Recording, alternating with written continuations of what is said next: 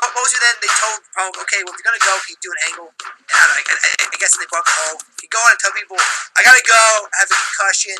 And then Punk just said, that's stupid, I'm not going to do it. Right. You got to keep this gangster ass. Oh, you figured he might have gone out, just yelling at Crater's face and telling Vince McMahon, I'm going home. And here's Tyler.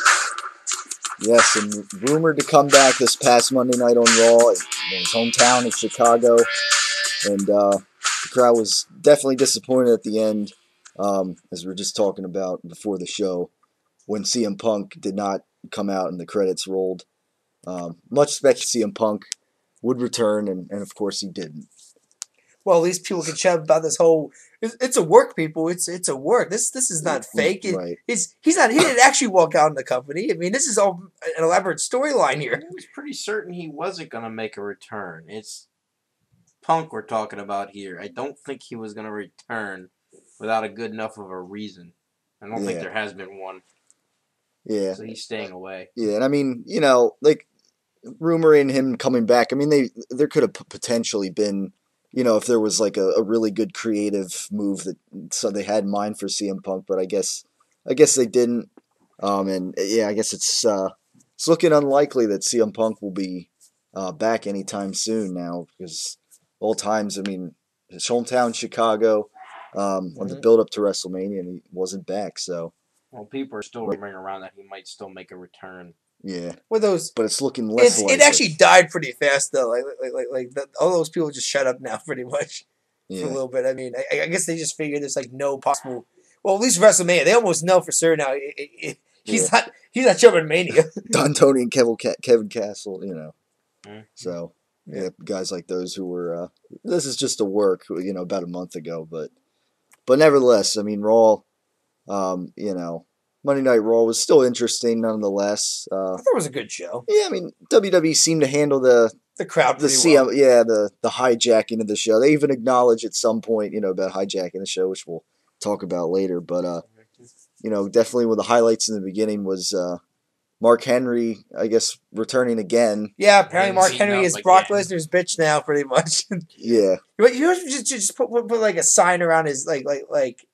Oh no! Actually, Mark Henry's like new T-shirt, pretty much. Mark Henry, Brock Lesnar's bitch now. Yeah. I mean, he showing some fight in the beginning, but then ultimately, just getting utterly destroyed again.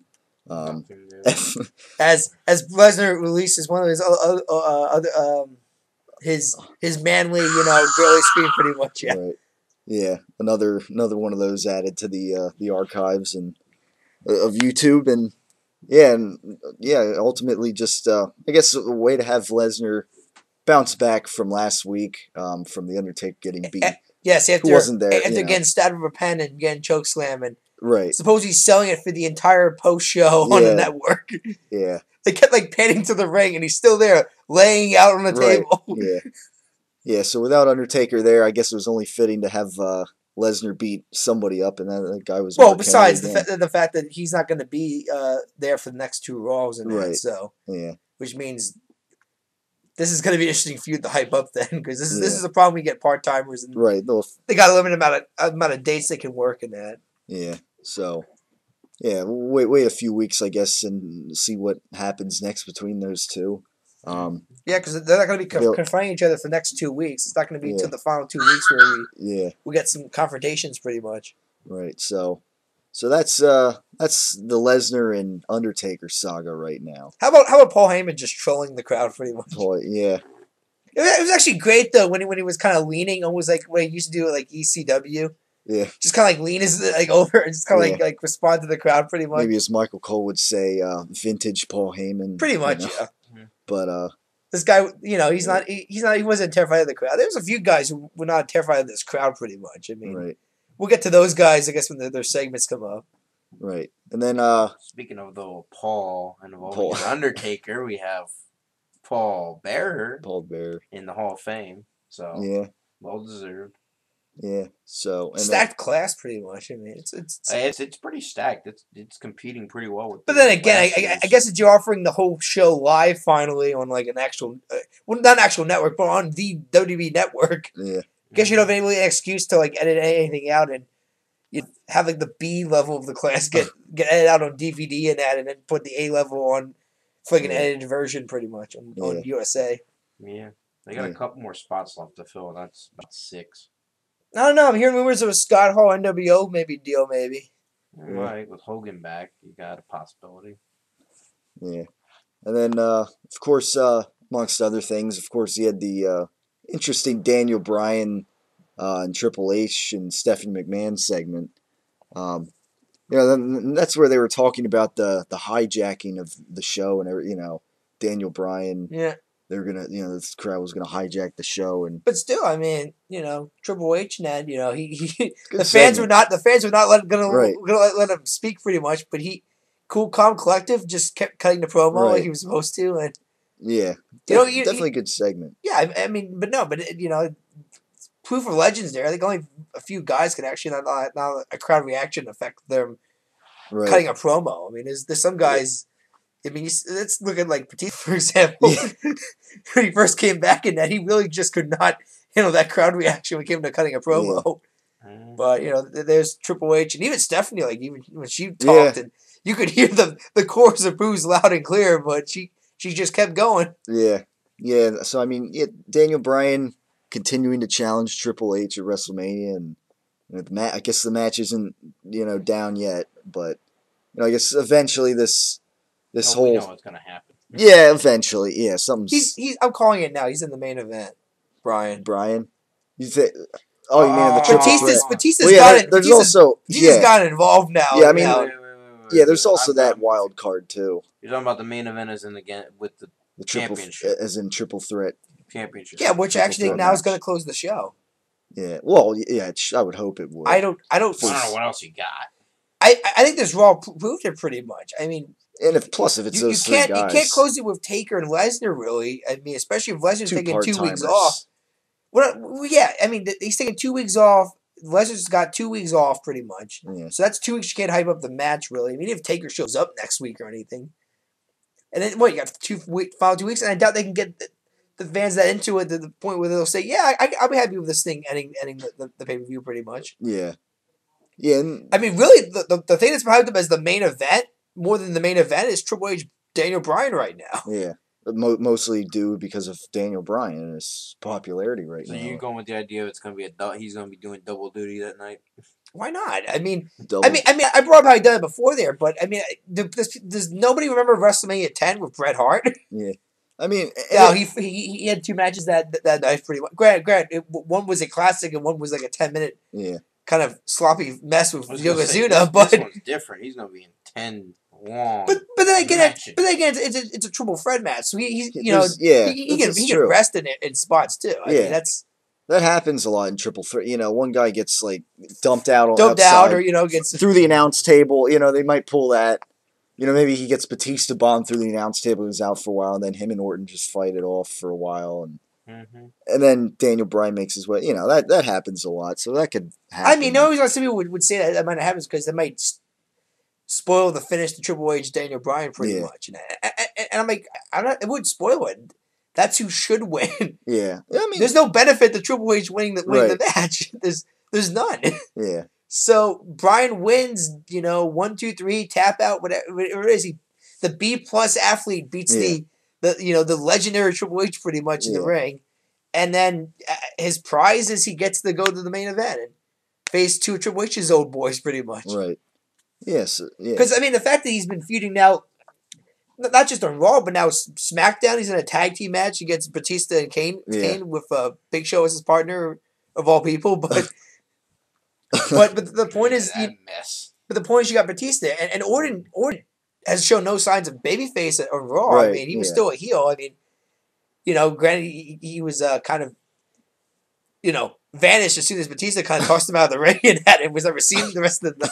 It was like as soon as Bryan got knocked out, he just scurried back in the ring and that. But so they could, like I said, could they turn Orton face again and maybe just hype this up as Orton is getting screwed by Batista now? Like Batista's the new face that they're backing, but I don't see him doing it there just because there's not enough time to get Orton over as a babyface. I think.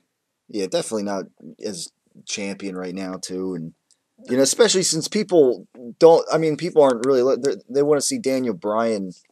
I think get the title, and you know, as far as the babyface champion you heard the goes. Chicago crowd as soon as he faced Triple. It's like no, we don't want. They want, we don't want you get you win you in the title match. Exactly.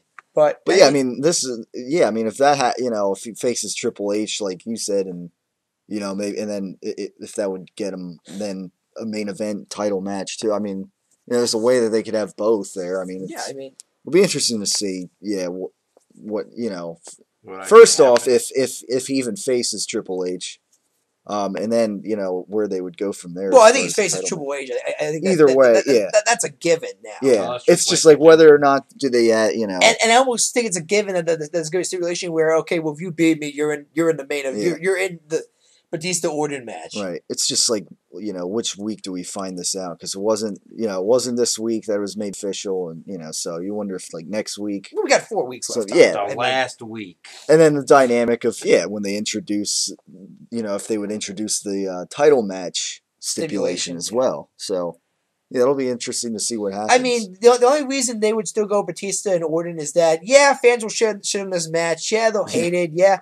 But we're covered. The rest of the card will be so stacked that people will not care. They'll just watch the rest of the card, and people will still be satisfied with the pay-per-view. Yeah. What's it stacked with right now, though? Well, no, but you can, I don't know, you got Cena and Bray, which is pretty much being hyped up as this young gun who might actually dethrone the man pretty much. Cena acknowledging, you know, I'm the man, and it goes through me. I can tell you this much, if he doesn't do it, doesn't give it to Bray at WrestleMania, he might have just killed the Wyatt gimmick. Yeah, that's like the dangerous thing about when Cena says something like that. Like, you know, it goes, you know, I'm the man of this company. He's basically saying, you know, you got to go through me and all this and that. So, I mean, Actually, I'm looking forward to the Wyatt family. Supposedly the band that sings their song is already announced that they're going to be playing the theme live at the pay-per-view. Well, that's cool. Oh, really? That's something new. Yeah, and you know, who is it like when they have those bands on the stage playing a theme song? I mean, that could be interesting. Like in the dark, you know, maybe they got like fire in the background. Well, no. I mean, it's going to be in the Superdome in Louisiana. Yeah. And you know, the Wyatt family kind of has like this deep South kind of gimmick, pretty much. I mean, it goes, and it feels like it has like kind of like a. I don't want to say bluegrass. It's not bluegrass. I want to think what the type of music it sounds like the Wyatt theme, but you know what I mean. It has like that almost like New Orleans kind of sound you want to it. Where's the band based? Like, where are they based at? I don't know, Corey. So that's the thing is. Living Color's from New York. That's why they were able to pull off that last year. So I'm curious if maybe these guys are from Louisiana, and it's to help promote. I have to Google that. So I mean, Corey, that's just something I've noticed. Corey, sometimes it's usually like the bands are local. Like it's usually because it's in their hometown that they'll be willing to do it, or home area. Yeah. Machine Gun Kelly wasn't from Florida. Yeah. I didn't say all of them, Wayne. Realize Machine Gun Kelly was just an extra. If you actually pay attention, Flo Rida, who is from Florida, is the main one. Yeah, but you can also go of all the times that Motorhead sang Triple H's music in different WrestleManias we're not going to count Motorhead. No, but I mean, you got bad. I'm saying though, what you're looking at, especially Kid Rock's performances, that one. Oh my gosh. Last year was Living Color. They were from New York. Flo Rida, Florida. Who's saying this band isn't from Louisiana? Especially being a southern style to it. It's some southern state, I can tell you that much. Yeah, Corey, I'd be surprised if they're from reasons why Nebraska. Yeah, Corey, but there's more reason why you bring a band, not just because they're local to the area. It's also, you can hype up this band by performing it in a large, especially this is a band that maybe performs in like small, you know, areas and like arenas. Like they don't really perform in arenas. Like it's a Superdome. I mean, you're not going to turn down that offer to perform in a massive venue like the Superdome. Yeah, most indoor arenas at, you know, like 20,000 or I don't know. Exactly. The Superdome's like a... The point is behind it, though, is you have usually somebody from within that area who's playing. You know what I'm saying, though? Yeah. It's not like it's that difficult to find somebody who's local from one of those teams down the road. Yeah, quick, but I doubt Living Color only got picked because, hey, you're from New York, and I think it's also, hey, you were a famous band in the 80s, and you sing CM Punk's theme song. Yeah. We kind of wanted to do a cool entrance this year. Yeah, for and Punk. you're telling me though, if it wasn't in New York, that they would have still asked him to do it for that Mania. Yeah, they would have. I'm calling bullshit. Somebody owes us an explanation. That's all. Exactly. Well, yeah, but yeah, I mean, anyways, I mean that's something to check on maybe between now and next week's show. Google that band and or whoever does the Wyatt family theme and see where they're from. Mm-hmm. Yeah, and then I mean, and then the main event of Raw, of course, was Daniel Bryan and Batista. You could just see the with Batista coming, you could just see the CM Punk chants and coming and throughout the night. You could there were definitely some clear ones but Daniel Bryan's presence, I think, helped calm that storm, obviously. And the crowd was, unsurprisingly, they were behind him. That's probably the next best thing that they could have there. Daniel Bryan. If they have CM Punk there, that's like the next, I guess their next best guy. I guess as far as the, crowd reaction would go, and yeah, so, but yeah, they had that match, and of course, at that time, I think Raw was like almost at 11:05 already Eastern time, so you kind of knew something was going to happen. But Raw actually went like 10 minutes over, I think. It always does at WrestleMania. Yeah, WrestleMania definitely.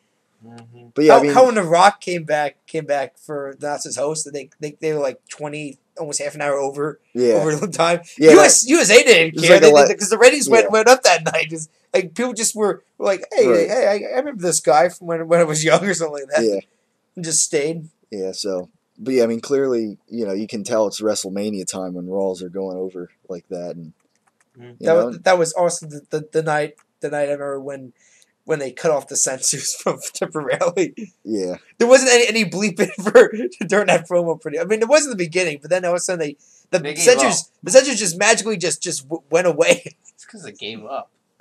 No. Suppose he was because Vince allowed Rock to say that stuff on television, and USA didn't have a problem with it because once again, if the ratings are good, what are they going to bitch about swear words and anything on television? Yeah. It's not like all the shows when they're PG rated on there. Honestly, they're definitely not going to complain. Yeah. I don't know. So probably just get the Shield Wyatt family rematch. Yeah. Oh yeah. Well, yeah. I guess we got to get to that in the next. Well, he wasn't building up when he was just going and hopping around. Oh, okay. Yeah. Okay. Well, I don't know. We always thought that I would try to go from like start to finish, maybe. Yeah. Sure. Let's talk about Emma and Santino Marella. Worst idea ever. Yeah.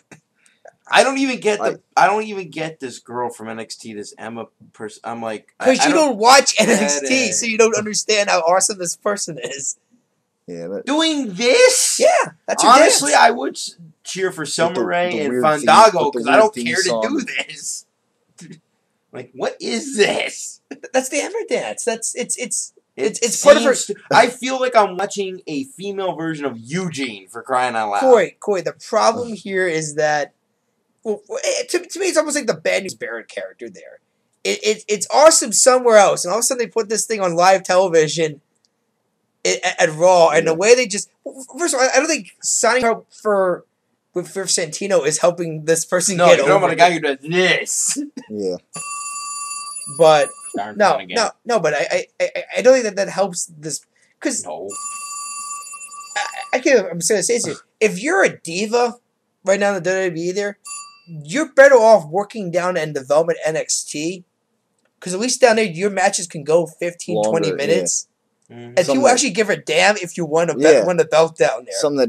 Which might actually explain why Natalya Neidhart spends more time down there in the development center than she does up in on Raw shows and that. Because she has this conclusion here of, well, at least down in development we treat the female performers like they're actual athletes and can go in the ring and that. Right. And the fans actually give her damn when they go out there and perform. Yeah. I mean, like I said, I watched Emma in NXT and that, and she's a kick-ass wrestler in that. Yeah. She has a pretty... I mean, you at least have seen her finisher there. It's a pretty awesome finisher. Yeah. Look, I'm just saying the gimmick doesn't work. The gimmick they're going with is bad. I wouldn't say it's bad. I think right now the crowd's got to give it time for the crowd to get over that. With Santino Marella behind her. You're telling me you wouldn't change a thing. You would put her with Santino Marella as she's doing this down the stage. Yeah. Well, no. I wouldn't pair her with Santino, but I'm not telling her to get rid of that because that's what she did down there at NXT. I said pairing her with this guy going like this, meaning his trombone. No. I wouldn't pair. I think what they're going with here though is I guess they think that Emma's dance is just as funny as Santino's dance or something. Yeah, I don't know. No I don't know what Vince thinks there. I mean, someone must have joked one time there about how does Vince even care if Emma can actually wrestle or not, or did she just get caught up there because Vince thought that her dance was funny? And someone just like whispered in Vince's ear like, you're like, you know, Vince, she actually can wrestle and she's very good. Yeah. And Vince going, wrestling? What's wrestling? You know, what's this wrestling crap I keep hearing? There. Vince and his funny strut. Down the stage, his little strut. No, but I'm satisfied with ever being the main roster now. I would say like she's a stupid character, and I just think people need to give it time in that. Like any other gimmick that you would. I'm just saying they pair with the wrong person to help push her. That's for certain. Let's pair with another person who has some kind of arm dance. Well, no, at least somebody who can actually wrestle, but then do stuff. Who isn't a comedic person? You put a person that if you're going to want to have Emma get taken seriously, then don't put her with a comedic backdrop, which is Santino Marella. I mean, honestly, we know Santino is there for comedy. That's really all he's there for. Like I said, I think the reason why she got paired with Santino is because Goofy dance. He's also feuding with Fandango. Yeah. So and Summer Rae kind of has like a small rivalry down NXT with Emma too. And she can wrestle too if you give her time. The one problem I think with these divas is that I think a lot of them can actually wrestle. But when you give them only 3-5 minutes to work with time, you gotta rush through all the spots fast. And that you actually go for an actual match there. Again, you watch NXT, you give them 15 minutes usually. They can put on a pretty decent match here, which is pretty entertaining. Well, realize you're dealing with so many years in the past that it was like crap we were watching for when the females did get a decent amount of time on it. So why do you think they're doing it? They're playing it safe because they're not certain how the crowd's going to react since they've had to deal with the crowd's reaction from the past couple years of crap. Yeah. I mean, we're talking about Kelly, and Eve here. Mm-hmm. Yeah, but who wouldn't? I wouldn't say Eve was bad in that. I'm not saying it was. Once again, it was. I mean, even Kelly left because they realized that there was in WWE there's a certain. If you're a female performer, there's only a certain level you're going to be getting to, and then that's it. You're not getting any higher. There's an actual glass ceiling for female performers in WWE in that. Mm-hmm. I mean, there's the championship, Divas Championship, and that's it. I mean, it's either manager, or you're a boyfriend with somebody, pretty much. Or I mean, there's nothing really, which is why WWE kind of does pick models, and they don't pick actual female performers in that. I mean, they want people to actually go get it done in the ring, and that. But they also realize. Yeah, we can get Natalya Neidhart, but guess what? She's not challenging for any other male title or anything. She'll, even if she can wrestle just as well as any of the guys can. Yeah. I mean, this isn't China we're talking about here. Yeah. Yeah, but I agree that if, I think if they can trust, two divas, from NXT or whatever that they know that can wrestle well and put on a good, longer divas match, beyond 10 minutes, 10, 15 minutes, it's worth trying it at a pay-per-view. Having a decent length match, I think, for a change with. We'll have to wait and see. I mean, keep in mind here too. I mean, Lita's in the Hall of Fame there. I noticed it. Lita and Trish Stratus closed a Raw. They main evented and closed. Yeah. I mean, I remember watching on YouTube there. Jim Ross is signing off with Lita winning the championship at Charlotte, North Carolina over Trish Stratus there. They closed a Monday Night Raw show with a Divas match. You're talking about a different time frame and two divas that had the best chemistry together. Yeah. But still, I don't have that currently because of the fact that they could always try. But still, I mean, this was the same night, if I remember right there, where the world title was held up, and there was this big hype about who was the world champion and all that there. You would think that would close the Raw, that segment there, but they closed it with the Divas match between the hometown girl Lita against Trish Stratus. Yeah. Mm-hmm. I mean, it wasn't really that long ago, really. I mean, 2004 sounds like a long time ago. Or was it 2005? 10 years ago. Well, it's long enough that they realize how much divas have changed in the sense that it's gone different route. So realize that when you start going a different route with the company, are all the fans going to exactly go follow suit? Yeah. If they're still having memories back to only recently dealing with Lita and Trish. Like, actually, honestly, I think it's when the division died. It was when Trish and Lita left, pretty much. And I mean, they didn't really do much to improve it, I guess. No, and since I mean, that's what I'm saying. But if they wanted to, I'm sure they could find a way. They can if somebody actually backs these women up and says, we're going to give you guys 15-10 minutes on Raw. Yeah, but on a weekly basis. And nobody does it. That's the thing. Well, another way to help them out would also be even getting some of these Hall of Famer and Legend Divas come back. They don't have to wrestle, but come back and show their backing behind them. Yeah. And then, the fans will be back with them because it's like you have these people who have a good standing with the fans who remember them backing this up-and-coming group. And that's the problem. When they left, it's like, well, there wasn't much going to promoting up-and-coming people. But then again, I mean, at one point, the tag team division was really shot at one point. Yeah, and then they finally boosted it back up. Because they actually got somebody behind it and just said, okay, we're actually going to push teams now and try to get them over so that way this division looks pretty legitimate then. And now it's kind of back down a little bit. I would say it's down, Tyler. I would say, it's not like it's the best. But I mean, you got the Usos, the Rhodes family. I mean, the Shield, I think, is disbanded now officially. Officially now, it looks like. But you got the Wyatt family. I mean, there's teams outlaws. There's teams, but you have exactly. you have. I mean, to the Usos credit once again. I mean, I think it was pretty cool that they win the belts and the crowd gives them a pretty amazing pop, pretty much. Oh yeah, the crowd was right behind them the whole time. By back. So I mean, some of these teams just got formed because you got two guys that you're not doing anything with, so you want camera time. You go for those guys. Yeah, you go Formerly with the real That's Americans. The thing. Like the real Americans, but it looks like they're going to split up too. Right. I mean, like as far as legitimate, like they're like the Shield splitting up, Real Americans splitting up, almost happened on Raw. I mean, some other teams like just seem like they were kind of thrown together. Well, see, Primetime Players is gone. That so split up. That. And yet, we haven't talked about O'Neal yet, so I'm curious how all this 3MB, but they haven't seen you. Don't. Yeah, you haven't seen them on air since Too Cool came back. I mean, even when they are on the air, I mean, they get that was actually destroyed. a cool deal they did on NXT Arrival was they had what's their tag team champions for NXT? It's I think it's called the Ascension. I think it's their team, the team that's the NXT tag team champions. Open challenge and Too Cool came out and challenged them in that, but they lost the belts. But I think it's pretty cool that having veteran teams come down there and work with these young guys. Yeah. I mean, like I said, the reason why to WWE's credit, NXT is a great show to watch. I think for the network, I think that's a great chance for fans to actually maybe get a chance to see people ahead of time before they debut. And I think that's the one problem with some people is that like I was in a Rusev in that. I think a lot of people. I think first of all, I think it's.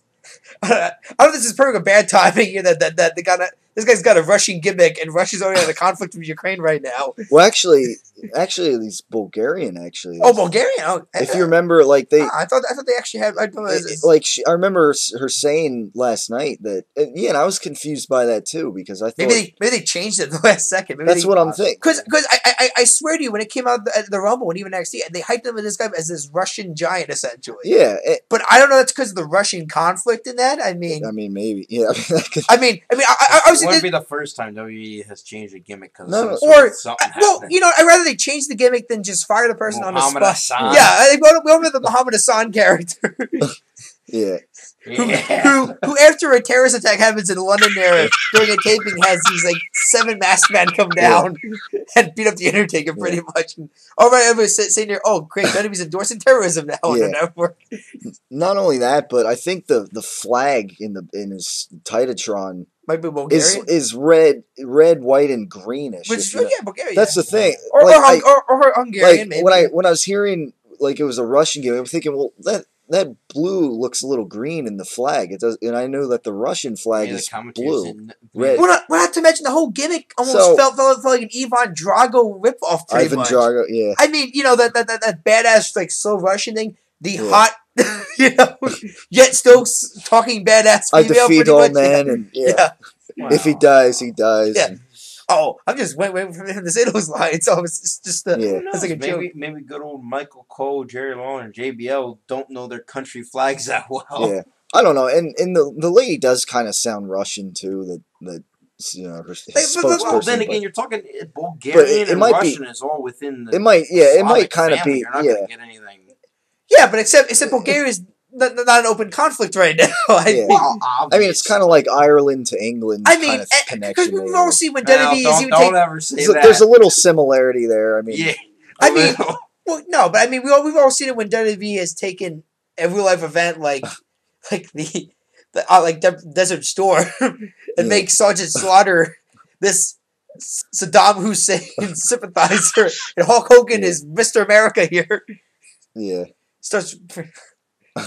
Oh my God! Starts ripping up the Iraqi flag on pay-per-view. It wasn't just him. I remember the Ultimate Warrior faced him too, with the Iraqi flag, and that I can't believe that you could do that on television and not get sued by anybody.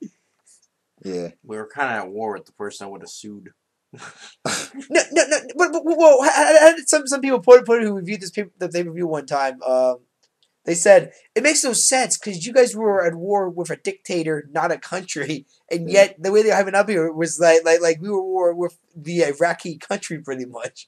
Yeah. It was the dictator running the country. That's kind of two different things there, but not to all people, Wayne. They see it as I know, and I think the only people who actually bought this gimmick were those idiot people who didn't understand the conflict. Yeah. That are just people who are big time Hulk Hogan fans. Well, yeah, that too. The one I'm going to talk about when I watch these old Hogan matches is the crazy guy dressed up as Hulk Hogan in the front row, and he would get really into it, do the little hand signals and that, and nobody else would do anything. Would join it with him. They would always just look at him and kind of go, "What's this guy's problem?" So we went from talking about Emma to NXT wrestling, tag team stuff, and now we're talking about Hulk Hogan. The heck? We were talking about Hulk Hogan there. We were more talking about Rusev. I'm saying it ended with Hulk Hogan.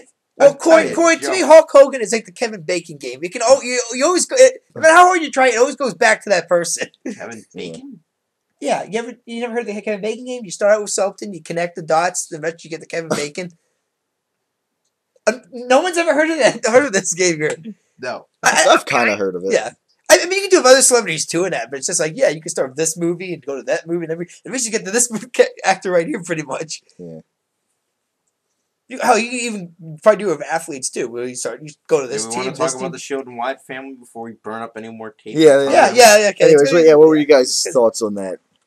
I mean, it was actually a match that I stayed up for and watched because all the rest I kind of just died. I was busy grading papers and then I fell asleep. But that was just I was tired. But no, the Shield, awesome, good match. Yeah, I was like, it wasn't as good as their Chamber one. I was expecting it to be though, but it was still pretty good. The crowd was with them. Seth Rollins almost killed himself in the first 5 minutes of the match, pretty much. Doing flips, laying on his feet. I mean, I actually like the ending though. All this time, we all thought Dean Ambrose would be the guy stabbing everybody in the back, and as a nice swerve, it was the guy who was playing the mediator the whole time. See, here's the thing though. Dean Ambrose had already stabbed him in the back, and Roman Reigns had.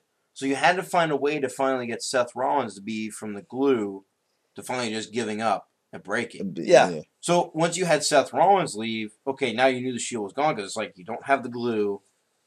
And you got two guys that were already been butting heads. It's not going to be a successful team. Yeah. So you know all three have to split. Still Ambrose and Reigns worked pretty good. They had some nice spots, including Reigns destroying Eric Rowan and also destroying himself by tossing himself over the announce table. Yeah. Did anybody see it? He almost ran into the announcers. Yeah. But the one odd thing though was the fact that they had Rowan stay out. I thought it would have been better if he just went backstage completely. He wanted to watch. He wanted to see how his team was going to do without him. Yeah.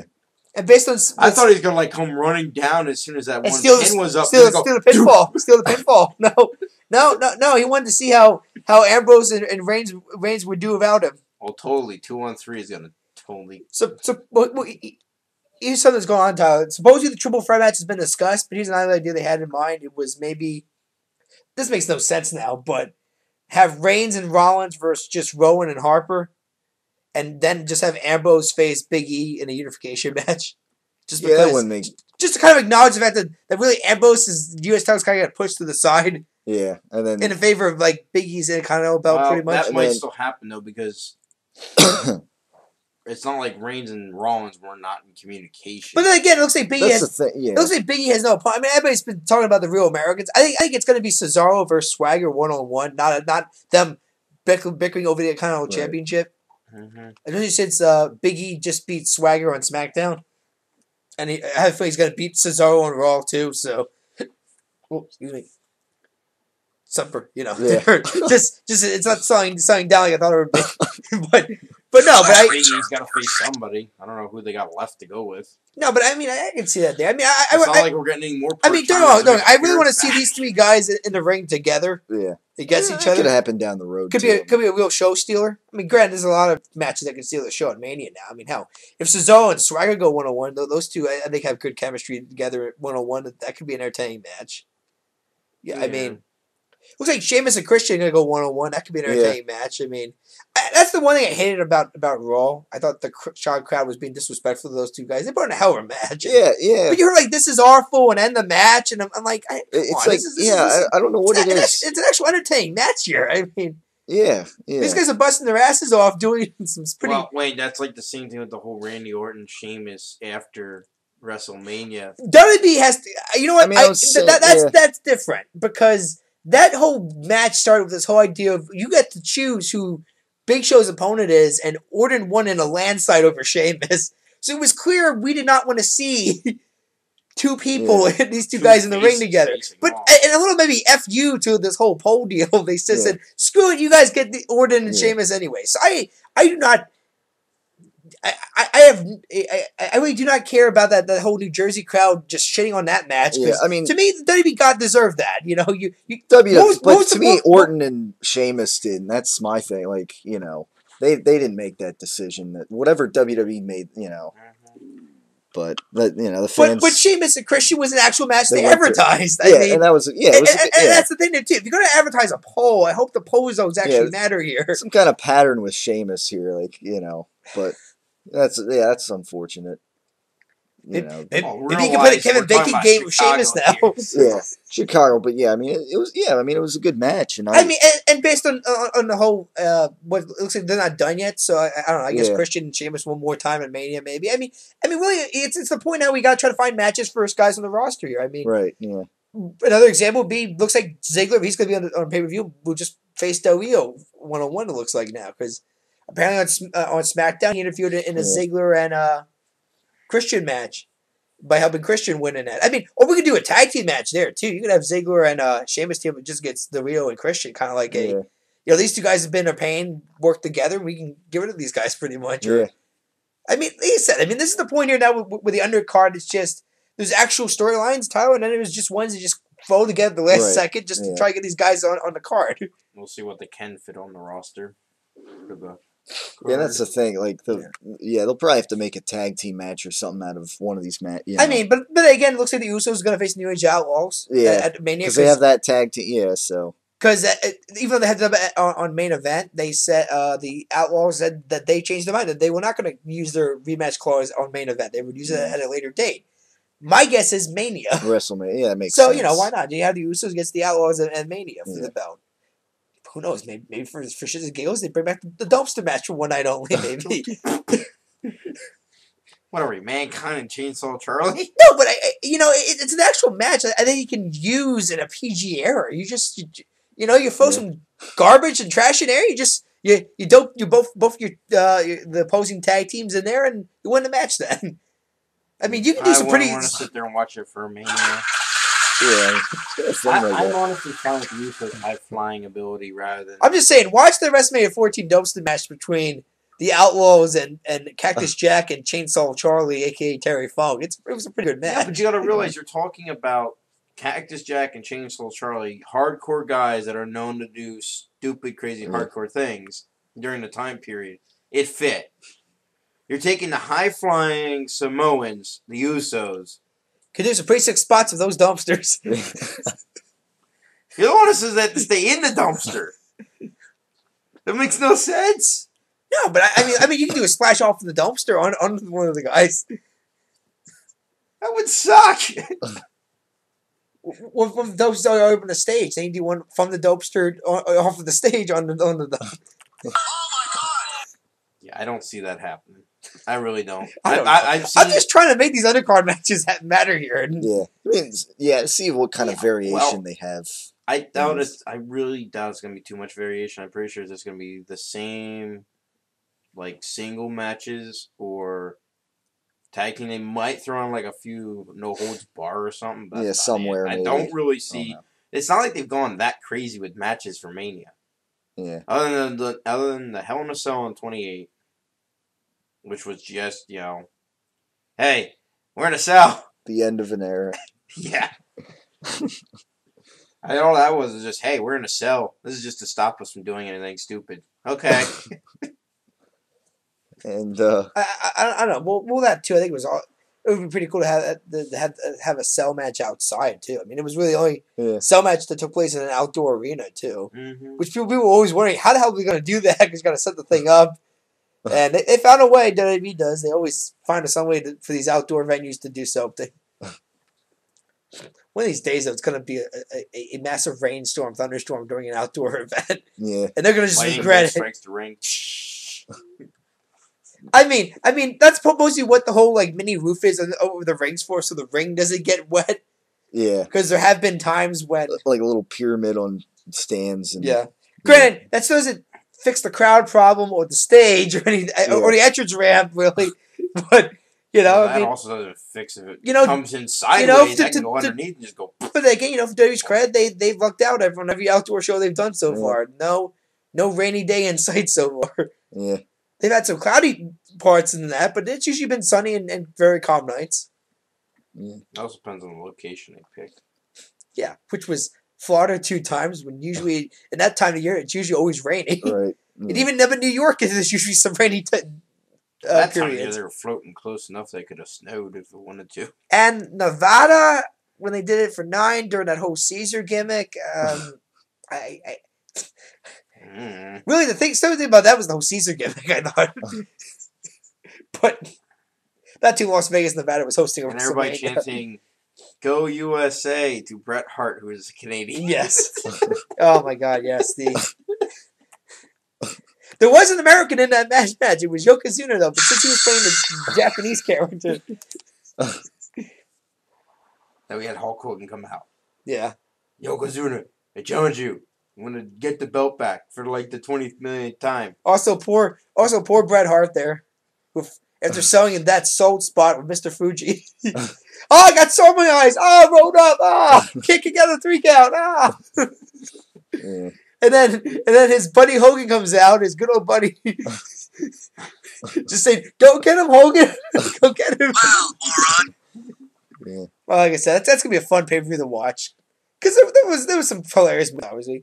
Not wrestling wise, just as you said, it's history. It's a historical event because you had Jim Ross hosting, commentating for the first time in WWF, wearing a toga. Yes. You had Bobby Heenan come out on a camel, I believe, backwards. You also had Macho Man on commentary. I think that was his last commentary, at least WrestleMania wise, before he left the company. Pretty much. I mean, that's his moments. Plus that classic Doink the Clown match. There's 2 doinks in the ring. There's 2 doinks in the ring. Blinking. I can't wait to order the network next week. Have fun with that. I'm gonna have fun with it. Got a lot of stuff to choose from. Now, is that going to be before? When are you going to have that? What day? Is it going to be before Raw, or is that you order it? Or yeah. Actually, I might do it over the weekend, maybe. See how thing. Yeah. Yeah, like I said, I'll give a review. I'll watch. Yeah, whenever that comes up. I'll watch some programs, watch some stuff, and like I said, I'm hoping to maybe watch at least some classic stuff. Maybe do a quick review of a show, maybe on there. Yeah.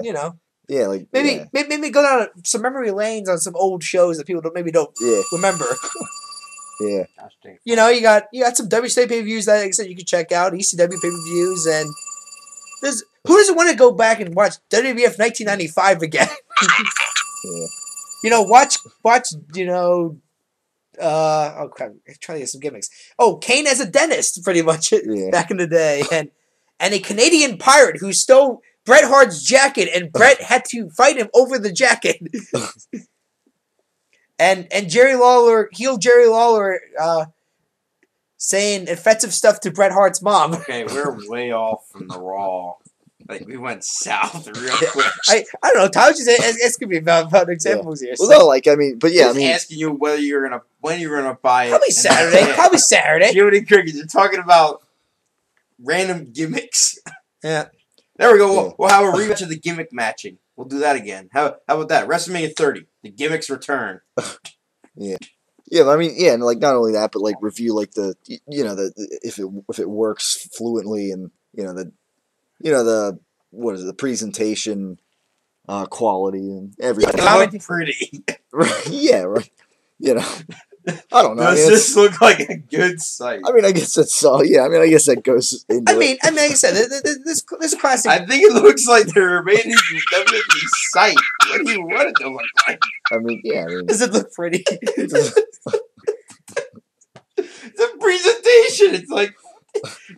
Well, no, but I think if the feeds hold up, there's no. That's obviously that's like the most important part. Yeah, of the criteria. I mean, there's also is there any buffering with the streams? Like, this is just straight through. There's no like choppy. Yeah, is the quality good? Yeah, I mean, like I said, we're gonna pay attention to that. But it sounds like what I'm hearing from people is it's if you want to watch some old content, it's the perfect place to go. Yeah. Yeah, so. I mean, like I said, it's not just pay-per-views. You can watch the old ECW TV. Yeah. Back in like the old like local Philadelphia kind of like channel versions, pretty much. Of course, that's when they were called Eastern Championship Wrestling. It wasn't even Extreme yet. So that's how old they go back in the ECW catalog. But like I said, WCW ones show some ones where stunning Steve Austin in it, and stuff like that, and hell, maybe even the pay-per-views where Sting wasn't even involved yet, or just got involved. I mean, there's a lot of historical events. Obviously, some even historical for the wrong reasons. Obviously, I can watch the War Games one where the Shockmaster fought with Sting and Davey Boy Smith and that, and the Chambers of Horrors match, which is a legendary bad match. That's the one where the one guy gets electrocuted. Yes, Abdullah the Butcher gets electrocuted. Corey. That's what I thought. That's also the classic one where the switch for the chair goes down early, and Mick Foley in all his glory in front of the camera has to like slightly put the switch back in the off position because it was as he states. It just so happens that as I'm doing this, the cameraman decides to cut directly to me. Doing it as Dusty Rhodes, as Dusty Rhodes has said because he was the creative writer at the time, and that was his brainchild, by the way, too, along with the Shockmaster gimmick. He said this on numerous interviews. He thought he was gonna have like a heart attack when he saw the camera was on Cactus Jack here playing the switch for the chair in the off position again. But like I said, that's old WCW stuff you can check out on the network and that. And, like I said, it's funny, hilarious, but it's part of history in wrestling, and I don't think we get just to really enjoy the old history stuff. Really, that's happened. Right. That's led to what the product we got today, essentially. Yeah, in some form or some way or another. Yeah. So, yeah, I think this will do it for the Great Wrestling Debate today. I don't think there's anything else to talk about with Raw. Yeah, We covered it all. And I mean, we covered Cena, Wyatt, we covered Bryan, we covered the Shield. I can't. We covered the Real Americans. No, I mean, we didn't really cover Cena, Wyatt in the sense of what they did on Raw, but we talked about them having a match. Once again, Bray Wyatt cuts a very nice, creepy promo, and John actually handles the crowd pretty well. Yeah. By not mentioning CM Punk's name at all. Just that a legendary match against some legendary person. Yeah, you had to know that there were going to be CM Punk chants when Cena came out. And, but I didn't really see CM Punk. That's the thing here too. CM Punk was like Lord Voldemort from Harry Potter on Raw. There were some people who want to say the name, and some people who refused to say the name. But there was like hits who you know who I'm talking about. Yeah. Chicago, your buddy. Yeah. But they aren't what we thought they were. I was gonna say Paul Heyman had no problem saying his name. He just because Paul Heyman is Paul Heyman. Yeah. But he twisted it anyways in a way to help promote Brock Lesnar. So Here's the thing, though. For everybody who's bitching about WWE, let's keep this in mind here. This was not WWE's idea for Punk to leave. This was his idea. Even Vince himself said, he's taking an extended sabbatical or whatever. You know who probably wants Punk back more than anybody right now? WWE does right now. But that's not their call. That's Punk call. So stop with the whole WWE needs to sign Punk and that. Plus, he's still under contract. He's refusing to work essentially. And he hasn't yet spoken publicly about it, really. Exactly. So if Chicago wants, you know what? If Chicago wants Punk back so badly, what they should do was go down to his apartment, start a mob outside, and chant his name. He probably left. No, he'd probably open his window and tell everybody to go fuck themselves, pretty much. Well, that too. But... Tell them to get out. Yeah. But no, crap. What was I gonna say? I don't know. You made me lose my thought. It was apparently deal on a regular basis now. Was with a comment Tyler recently made, and I forgot. Was CM Punk not dressing? Not addressing. Not really. We don't know whether that's part of like the contract with WWE. Is if you do walk out, you cannot say anything until this contract expires. They might already have that like put in there as a clause when you sign it. Hey, I'm sure they do. I'm sure they do. I'm sure they have that.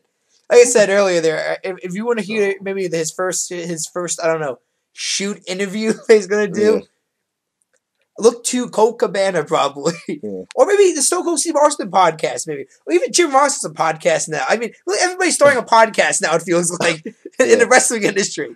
Chris Jericho's got one now. Right. I mean, there's so many podcasts to choose from. Yeah. More competition for you, Tyler. Yeah, for us. And these guys got a lot more name value too. Got a lot more of a cult following. Yeah.